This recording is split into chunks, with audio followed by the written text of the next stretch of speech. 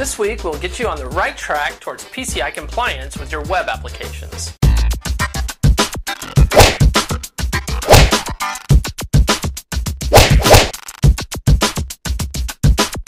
This episode of Tech Chop is brought to you by GoToMeeting with HD Faces. Welcome to episode 39 of Tech Shop. I, of course, am Paul Bauer, aka twitter.com/ElDePablo. This week, I've been busting my ass at work getting ready for my company's quarterly security review, which includes an external security vulnerability scan from our approved PCI scanning vendor.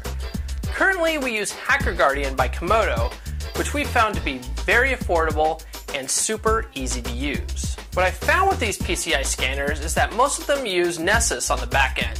Nessus is probably the biggest name in vulnerability scanning. What it does is it scans a select group of ports looking for whatever it can find.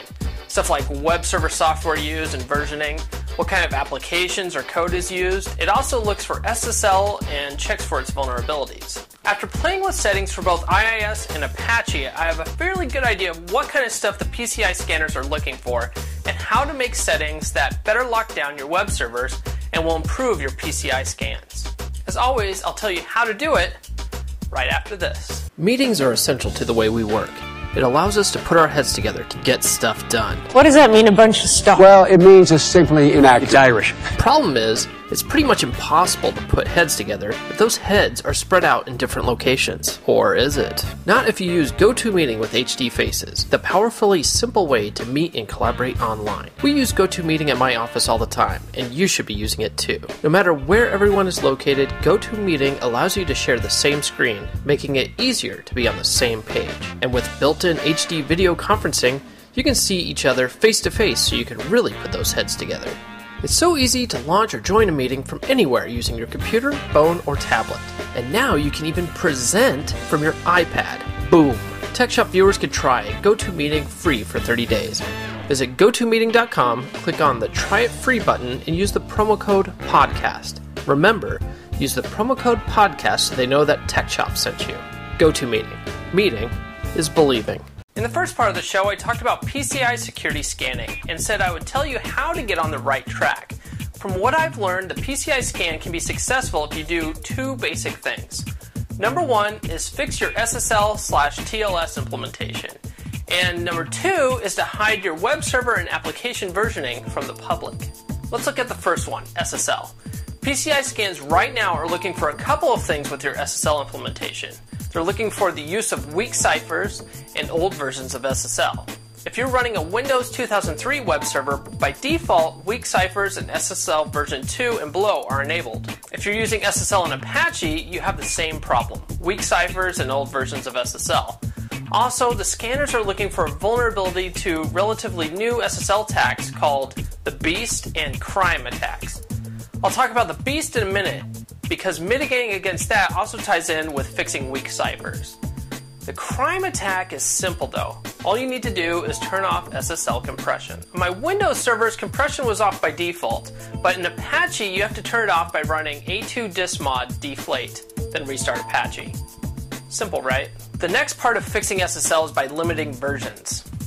In Apache, I recommend ditching SSL and moving right along to upgrading to new TLS.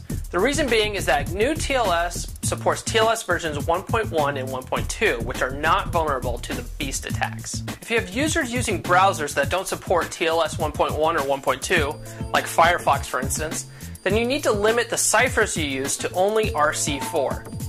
I wrote an easy-to-follow instructions on how to upgrade new TLS in Ubuntu and configure it to be PCI compliant at BauerPower.net.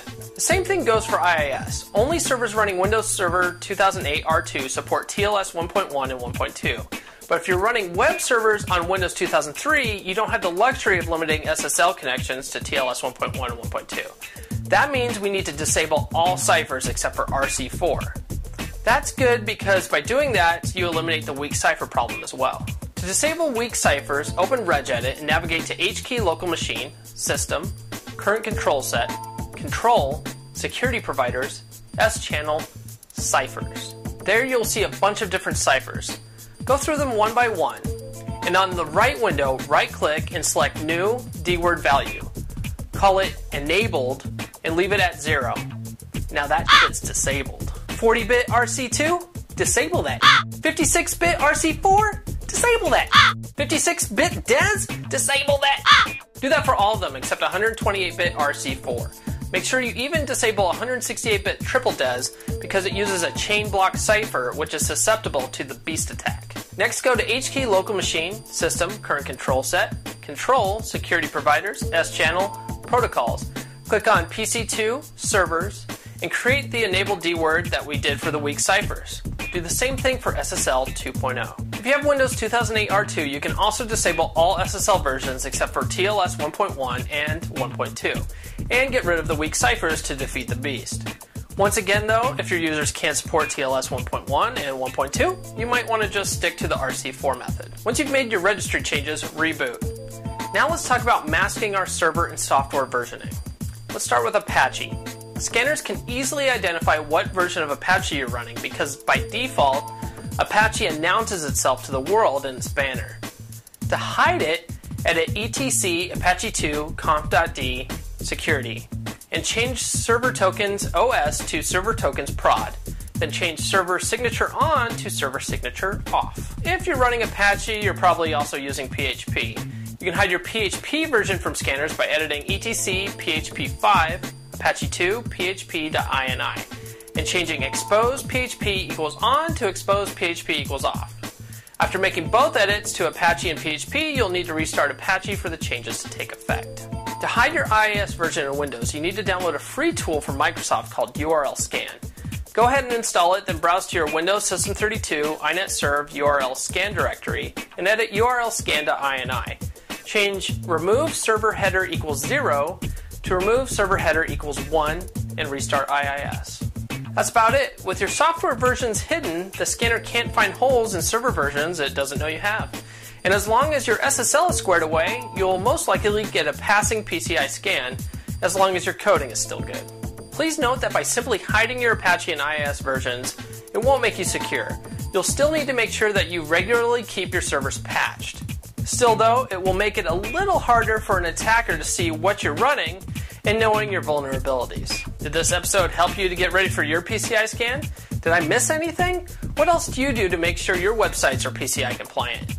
Let us know in the comments or sound off on our Facebook page or on Twitter. Be sure to like, fave, subscribe, and we'll see you next time right here on Tech Chop.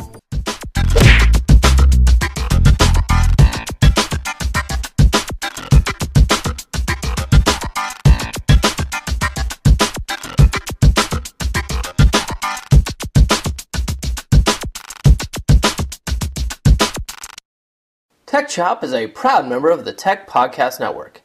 TechPodcasts.com. If it's tech, it's here.